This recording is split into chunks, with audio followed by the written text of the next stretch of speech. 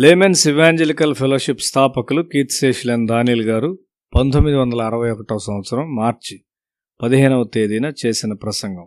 మనిషి మాత్రమే మనిషిని అణచివేయుచున్నాడని మనం ఎల్లప్పుడూ ఆలోచిస్తాం.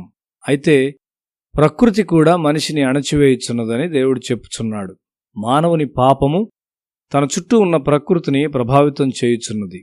మానవుడు ప్రకృతిని లోబర్చుకోవాలని దేవుని అర్థము.